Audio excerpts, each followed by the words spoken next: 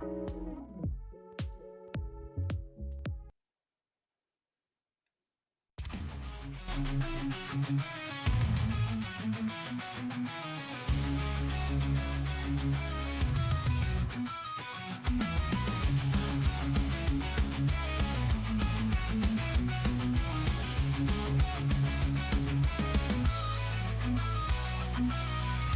lost in darkness, searching for light.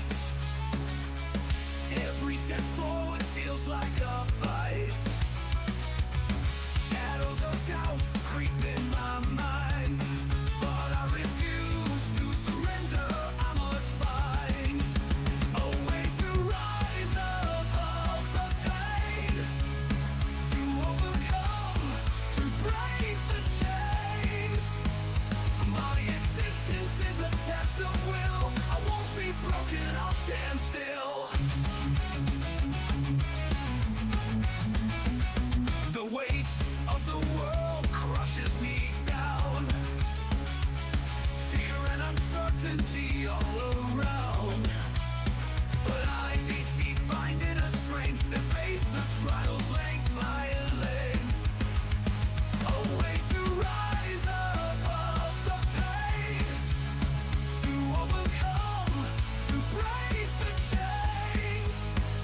My existence is a test of will. I won't be broken, I'll stand still. Through every storm, I'll find my way. Through every night, a brighter day. I'll rise from ashes, like a phoenix born. My spirit unbroken, my heart reborn.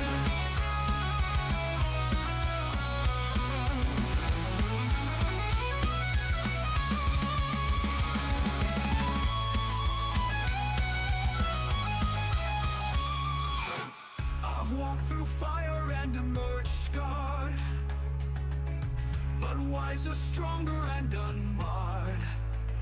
My existence is a test of will, of trials overcome, of a soul made bold. The way of the world, above the pain, to overcome, to break the chains. My existence is a test of will. I won't be broken, I'll stand still. Oh, made bold. Through every storm, I'll find my way. Through every night, a brighter day. I'll rise from ashes like a phoenix born. My spirit unbroken, my spirit unborn.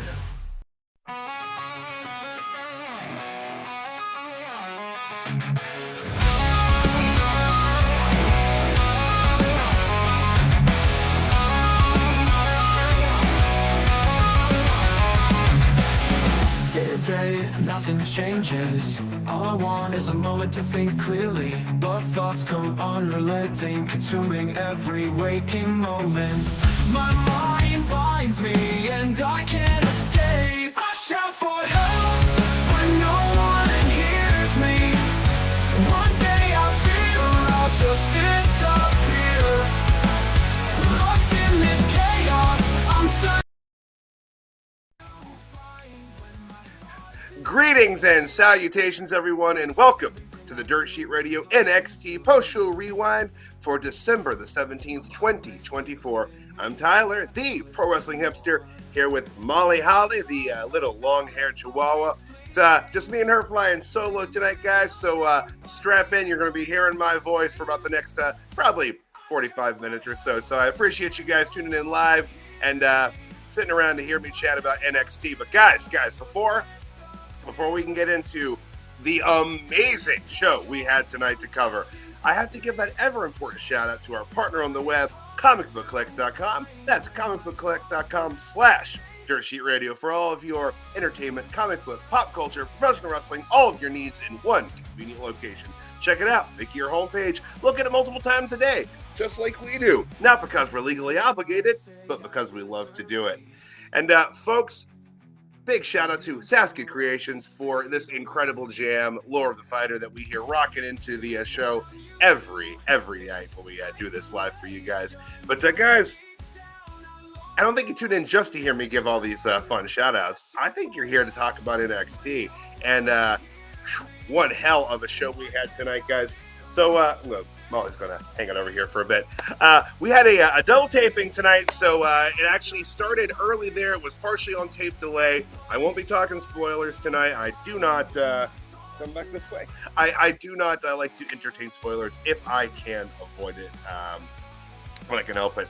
So we're going to be focusing on what occurred tonight, and we had a lot to cover. And we're going to start with the main event this evening because I dug what they did here. So tonight's main event for the NXT Championship, we had Eddy Thorpe and Trick Williams going one-on-one, and the two put on a great match. The crowd was hot, crowd was into it. Great audience tonight, and I'll be talking about my love of this venue a little bit later because I just thought it was a great venue tonight. But the crowd was into it. The two put on a really good main event, WWE style main event.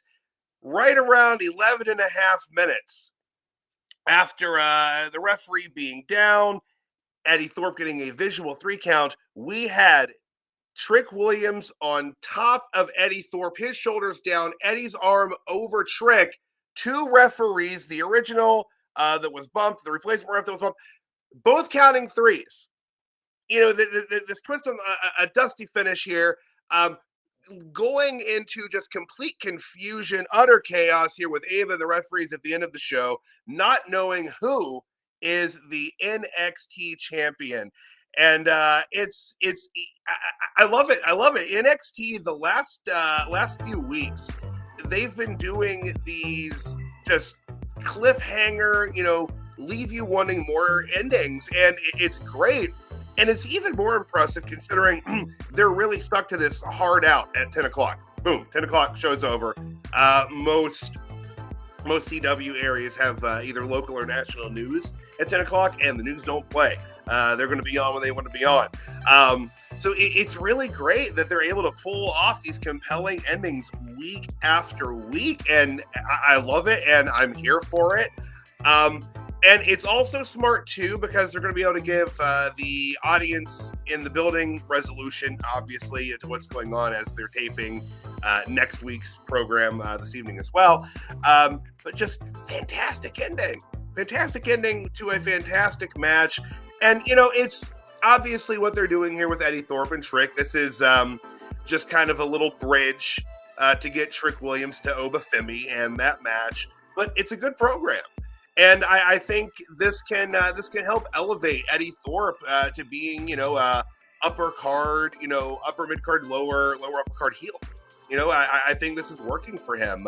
He can be conniving and sniffling and whiny. He's going to complain about the shoddy officiating here, leading to the confusing finish. It's good. They've really put a good story together here. They've painted him into a good spot, and Trick's being Trick. He's being the ever stalwart true good guy here, and it's everyone's doing their job well.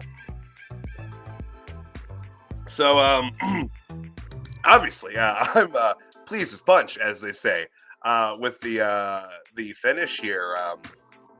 Really looking forward to next week. Also, worth mentioning, I'll just go ahead and say this now. Just a little quick math here. Shawn Michaels said via the Twitter today that this was NXT's last event of the year, and it was a double taping. So they taped for it was tonight, and they taped for next week, which would mean New Year's Eve does not have an NXT scheduled, which would mean either they're going to do some sort of best of clip show, or, and this is probably the more likely scenario, they're going to have some kind of New Year's Eve programming. CW is a local affiliate city to city, so they'll probably have some kind of maybe pseudo local programming, New Year's Rockin' Eve kind of thing. But yeah, so this was NXT's last event of the calendar year. Like I said, hell of an event that it was. But that's the main event. And I'm going to go ahead and hop us around to the start of the program. Tonight's NXT was on the road. We were in Lowell, Massachusetts, in the Lowell Memorial Auditorium. This is a kind of a historic venue for WWE. The early days of Raw, they were there a lot, and they had a very, very big callback to an angle that happened in this building back in 1997. So we'll get to that later. Not gonna jump ahead. A little foreshadowing. Little taste, a little amuse-bouche, if you will. But we opened the show tonight, as we often do, with Big Joseph and Booker T running down the show as wrestlers made their way into the venue. Here we saw a very, very solemn, sad Ethan Page. He's been very upset the last couple of weeks, trying to refine himself and figure out how to get back to the heights that he once had. The funny thing here, as he was walking in all sad and somber, JeVan Evans just basically leapfrogged the dude, all smiles and bounce, happy-go-lucky guy. We'll see how that worked out for him in the long run tonight. But as we opened, they cut to a video package that did show a series of events over the years that occurred in this building. I always love that. I always love a fun little. They're good at the history packages, and it's important. Well, I think Triple H especially loves this. He's a man that loves his wrestling history. He likes to remind people of the rich history of the company, and he's going to call back to it as often as he can. Hey, you got all these tape libraries, use them. But from that opening package, we went right into tonight's opening match, and it makes sense this was the opening. The ruler, Oba Femi, taking on Axiom, one half of the NXT Tag Team Championships. And as I said, it makes sense that they were doing this match first, as Axiom doing double duty tonight. Little miscommunication between Hay and Nathan Fraser, both going to Ava to get matches. And so tonight, Axiom had a one-on-one match with Oba Femi as he was trying to get some vengeance on Oba for his friend Nathan Fraser. And Nathan got them a tag team title defense against Gallus. So little double duty. But that picture, John, you just had up. Yes, ladies and gentlemen, boys and girls, that is Oba Femi's handprint on Axiom's back there. Oba Femi not pulling any punches, slaps, or chops in this match. Hard-hitting and brutal. Great match. A lot of good offense from Axiom. Some believable spots. There were a couple times where you thought he might actually be able to put Oba down for 3.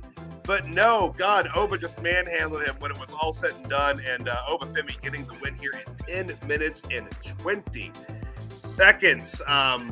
Great opening match. Both guys gave it their all, but Oba Femi is just a flippin' beast, guys. We say this a lot here on the Rewind, but he has such a bright future ahead of him. He's got nothing but upside, and he's just getting better week after week after week. And goddamn, Oba Femi. But yeah, Axiom tried his best, guys. He really did. He really, really did. But he couldn't get it done, which was kind of to be expected here. Oba Femi's probably not going to lose any matches going into his match with Rick Williams, as he shouldn't. This is how you book it, guys. This is how you book a dangerous heel. Sean knows what he's doing. From the ring, we went backstage where Sarah Schreiber was catching up with Eddy Thorpe, asking for an explanation for all of his conniving ways. This was good. We say this a lot about the heel work in this Levekian Hickenbodium era of WWE and NXT, but the heels make sense. He says enough truth to it that you can kind of get on board with what he's feeling and what he's saying, but and then you slip in that one piece of information that just makes him out to be the snake that that they are. And it's fantastic storytelling. A lot of it is booking 101, but it's when it can be simple and done very, very well, and it's still done very, very well, and it's a good story. So I'm loving what they're doing for him. I feel like there was a lot of start and stop with Eddie, and some of that was injury, some of that was character changes, and I think he's starting to find his lane here with this more underhanded, conniving character. It's good. It's funny. It wasn't the sneaky, underhanded shit wasn't working for Alexis King's character, but here we go. It's working for Eddy Thorpe. Who knew? I'm not quite sure if I had that on my bingo card for late 2024 on NXT, but no complaints. It's working for me. It's working. Okay, they did the thing that I don't really like that they do, but they do it anyway because, hey, I'm not booking the show, and I get it. It's hooking after, to bring people back from the break. But we had Zaria and Ruca make their way to the ring ahead of their match. But when we came back from the break, we were back in the backstage area. I think it said this happened over the weekend, sure, because they're just hanging out there in the kitchenette over the weekend. Why not? But we had Dion Lennox talking to Karmen Petrovic, and Dion was telling her that she should, call damn it, that's the first time I've done that in weeks. Ashante the Adonis. Dion told Karmen that she should call Ashante the Adonis and apologize for, overreacting and blowing up at him because he thinks his actions are genuine and he really does care about her. He was out there trying to help her and, not trying to distract her or anything. And, she hugs him because she's thankful for his helpful advice. And that's when Ashante walks in, sees the hug, and man, it all just blew up between him and Dion. And Dion's not happy to be in the middle of all this. He said that he's just going to go back to hanging out in the locker room and reading books. That's what he said. You know what? That's good advice. You stay out of people's business like that. Just read. Just sit back and read. Solid advice. But from the weekend kitchenette segment, back to the ring. Zaria and Ruca were in the ring, and then we had Lash Legend and Jakara Jackson of the Metaphor, still being said to represent the Metaphor, getting the Metaphor treatment, being referred to as the Meta Girls by Booker T about 15,000 times in the 12 minutes and 13 seconds that this match went. And the 12 minutes and 13 seconds this match went were a great 12 minutes and 13 seconds. A lot of good action. Zaria and Ruca worked pretty well here as a team. Sol had her acrobatic quick spots in there, and Zaria had some good power spots in. But at the end of the day, Lash Legend and Jakara Jackson do pick up the win in 12 minutes and 13 seconds, which makes sense as, they have been touching the main roster quite a bit lately. So them getting the win here is completely understandable. They're the established tag team over a team that was thrown together for the first time this week. And, Ruca took the loss for what it's worth. So, it makes sense. It makes sense. No one's really, Sol's not going to get too hurt here. And, Zaria is protected from not taking the pinfall loss at all. And like I said, it makes booking sense that the Metaphor, or the Meta Girls, as Book calls them, would get the win here.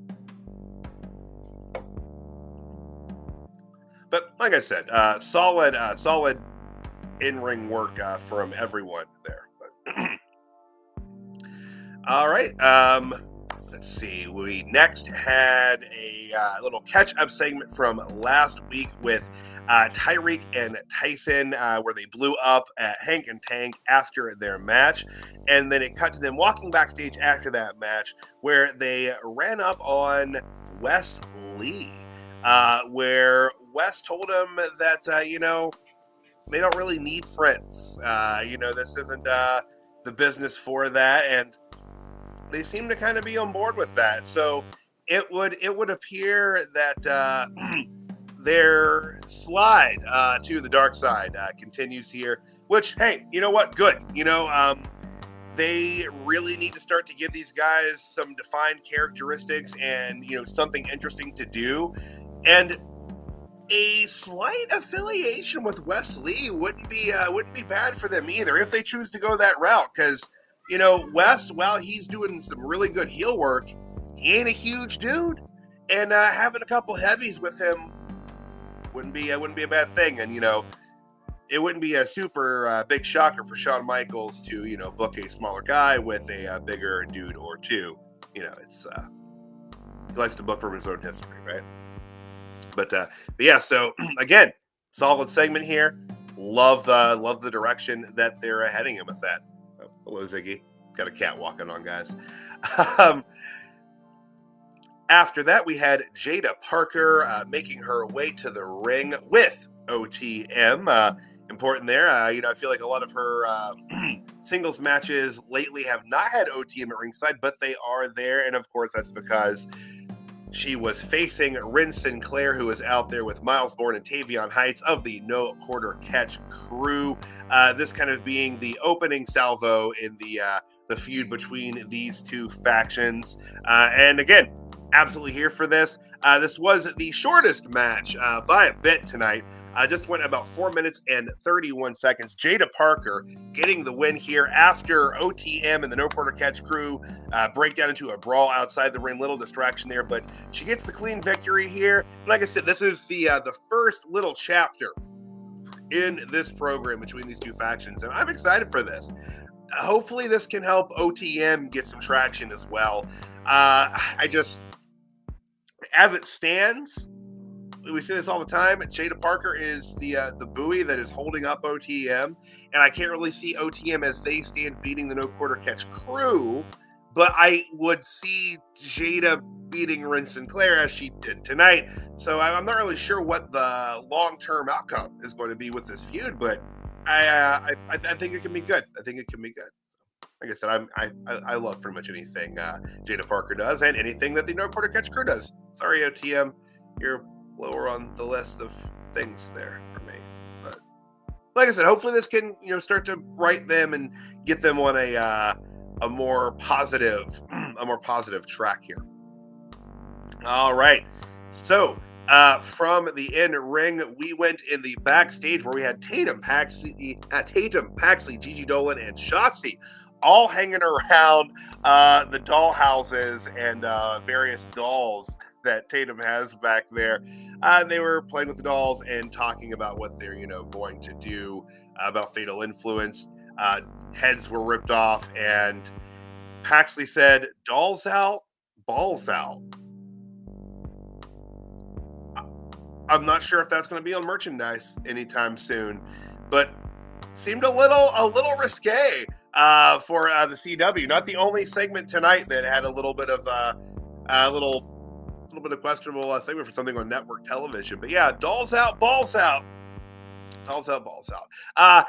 As this segment ended, it was shown that Fatal Influence was watching on video, which I love that they finally acknowledge that wrestlers are watching the show live. Like, that they so often act like, plans are made in secret and the heel or face or whomever can't see what's being said or done. It's just, it's absurd, and it's nonsense, and it's, silly. But I love this. So yeah, they were watching, and they talked about what weirdos and whatnot, and they were approached by Alba Fire and Isla Dawn, and they took some verbal digs at Fatal Influence. Interesting to see them popping up on. Sorry, I just did some shaky camera there, a little Kevin Dunn era. I didn't mean to do that, guys. I apologize. But solid work here. Interesting to see Dawn and Fire popping up on NXT television. Don't know what that means. But, all right. Coming back from the break, we had the progressive NXT Spotlight, where they talked about the women's division and the women's revolution started at NXT. And they really kind of ran through it. Didn't name everybody by name, but they showed everybody. I mean, including, they showed Paige, Ember Moon, Mandy Rose, which was pretty crazy. But they acknowledged everybody there. The segment was kind of used to break down and then promote Julia and Roxanne Perez, which will be taking place January 7th at New Year's Evil. All right, guys. Next up, we had the Tag Team Championships on the line. Axiom and Nathan Fraser, collectively known as Fraxiom, taking on Gallus, which is Mark Coffey and Wolfgang in this instance. And from the start, and things were rough for poor Axiom. The man collapsed into the fog of their entrance, which was, it was great character work, great, selling the pain and injury and, just torment inflicted on him by Oba Femi. But it got a laugh out of me. I'm going to be honest. I don't know that it was specifically meant to be a comedy spot, but I chuckled when it happened and then felt a little bad because poor Axiom, right? Poor Axiom. But the match was stellar. Absolutely stellar. I said this on the Book of Face that it was going to be a miracle if Nathan Frazer and Axiom won here tonight. And oh my God, we got a miracle. 12 minutes and 2 seconds after one hellacious match. Fraxiom picks up the win and retains the championship. And now I hope they never break the team up. This is it. It's fantastic that they are really, really starting to make their mark as one of the best sets of NXT Tag Champions. It's absolutely fantastic. They are killing it. And it's just by the skin of their teeth. It's just fantastic near falls. They can get so much babyface sympathy from the crowd. It's astonishing. They sell really well. They sell really well. And that's doubly impressive for Axiom as he's working under a mask. No facial emotion, but still sells that well and that convincingly. You still feel all of that pain and all of the emotion. So hats off to Axiom and Nathan Frazer both, and Gallus. Fantastic match. Axiom and Nathan Frazer, still your NXT Tag Team Champions. If you have not watched NXT, which I know some folks might tune in just to catch up this way, check out the whole show if you can, but watch this match in particular because there's holy hell, guys. Fantastic. Fantastic. I know I said that like 5 times, but it really, really was. After that, we were back in the hallway where we had Hank and Tank and JeVan Evans, and they were all firing each other up, just getting excited and amped about their recent accomplishments over the year. JeVan especially breaking down all the amazing things that have happened to him in NXT, getting a match with Randy Orton, getting approval from X-Pac, being in PLE main events, title shots, all this.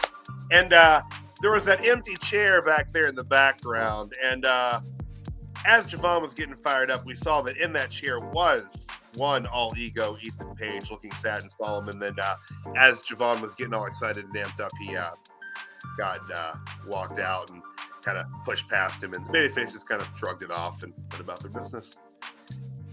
After that, we got the, I think, very, very anticipated workout segment with Lexis King and Charlie Dempsey. Charlie Dempsey told Lexis King last week, if you can make it through one of my workouts, then I will give you a Heritage Cup match.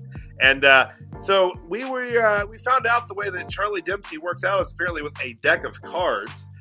Where they reveal a card and then have to work through the deck doing X amount of exercises based on what was drawn. And reverse Hindu push-ups, guys. I can't do that. I'm going to be honest. But he made it. He made it through the workout. And Charlie Dempsey was very, very impressed and staying true to his word. He will give him that Heritage Cup match. So next week, we will get Dempsey and King for the Heritage Cup. But the fun segment, very 1980s workout montage kind of feel. But hey, that's the kind of fun they like to have in NXT, and good character work from these guys. A lot of fun. I enjoy what they're doing with Lexis at this point. But yeah, good work all around, and looking forward to that Heritage Cup match. And again, I am not looking at and refuse to read spoilers, guys. I won't do it. So don't tell me. I mean, I'll probably hear something between now and next week, but I'm going to try not to. I'm going to try my best. So as we were coming back, Vic Joseph and Booker T were starting to discuss something, and they were interrupted by Ethan Page, who just walked out to the ring, mic in hand, talking solemnly, making apologies to his children and thanking his wife for being there and saying that there's no ego without her. And he was cutting a very sad, solemn promo, and he flat out said that he lost his smile. And this is the exact building that in 1997 that Shawn Michaels cut the "I Lost My Smile" promo in. So hell of a throwback there. Hell of a throwback. Very emotional, very sad. Tears welling up in his eyes. Ethan Page is so good. He's so good at this. Very good. At the crescendo of his sadness, out comes the young OG, the bouncy one, JeVan Evans. And JeVan is doing his best to, give some of his light, some of his sunshine to Ethan Page, trying to cheer up Ethan Page, amping him up, telling him that, like, he's not this arrogant, all-ego asshole. That's not the guy he is. He knows who he is. He's the guy who he saw smile and hug his wife and kids and be excited and proud of being a champion. That's the man. That's the man he says he thinks he is. And Ethan Page, emotions overwhelming him, tears starting to stream,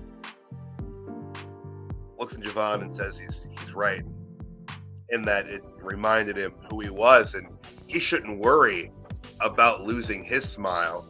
He should worry about taking his. Cold cocks JeVan Evans, puts a chair over the man's mouth, and then stomps it. Blood spurting from JeVan Evans' mouth over the ring. Like, this was, I'm going to say here, this was intensely gory for network television. Couple things today. This was the other thing. I cannot believe that this aired on the CW. I would have been shocked if this aired on the USA network, honestly. But, like, this was bloody and violent. It looked real.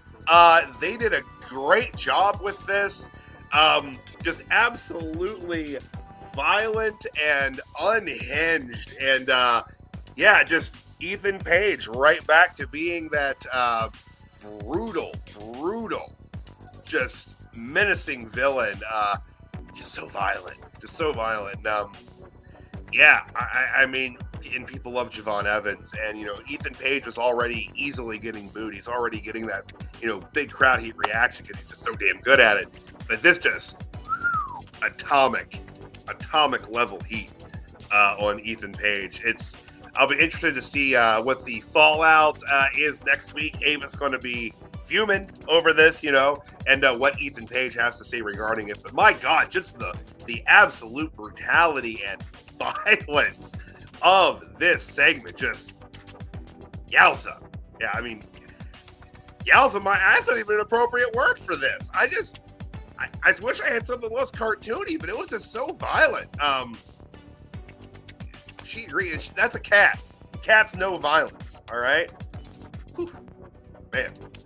But from that very, very heavy angle, we went to a backstage interview with Sarah Schreiber talking to Trick Williams ahead of his match tonight. And he gave his well wishes to JeVan and focused on the main event. And as he was talking, he was approached by Oba Femi. And Oba said he hoped that it was Trick that he takes the championship from in just a few weeks. This is a minor thing here. You talked about like outfits and stuff. I like Oba Femi's outfit here. Like, it just, dude looks like a champion. Like, he carries himself like a champion. He is a champion. And I honestly don't know. I don't know what they're going to do at New Year's Evil. I could absolutely see them putting that championship on Oba Femi, especially if they've got eyes to put Trick into that transfer portal that's going to be opening up here soon. But yeah, that's going to be a hell of a match, and it could be Oba's night. Could be Oba's night, guys. But that takes us back up to actually, you know what? No, sorry. Thank you, John. We had a pre-taped vignette for Stephanie Vacker that was in Spanish but dubbed in English, and we've said this before on various rewinds. Love this format. It works beautifully. You can just read the damn words and you get all of the emotion, all of the genuine emotion and feeling as it's spoken in her native tongue. And great promo, great vignette. And yeah, like I said, these are great. She will be facing Cora Jade next week, so looking forward to that match. Also, next week we'll be having a Christmas Chaos Fatal 4-Way number one contenders match for the Tag Team Championships. And you know what, guys? This is the joy of live radio, because real quick, I neglected to have that written down as to who was in that. All right, looks like it is OTM, Hank and Tank, the D'Angelo family, and the No Quarter Catch crew. So the two matches announced for next week. So that Fatal 4-Way match to determine the number one contender, and Cora Jade and Stephanie Vacker. But yeah, fantastic night of NXT television. I said, really looking forward to next week's show as well. But guys, I think that I'm going to be able to hop right into tonight's jobbers and megastars of the night. So the jobber of the night for December the 17th, 2024.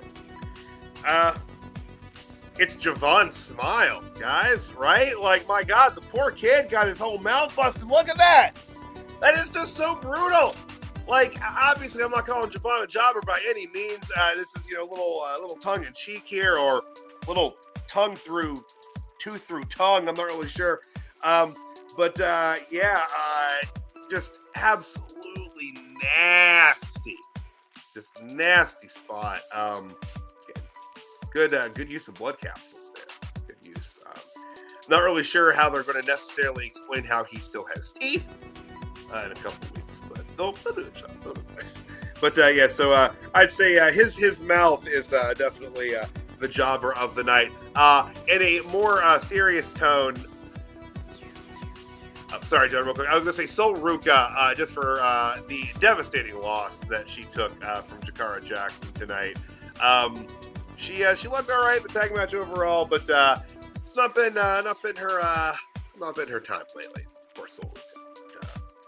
Yeah, but moving on to happier things, the megastar of the night for NXT, guys. This was pretty open and shut for me. This was Fraxiom's night. I could not believe they pulled off this victory.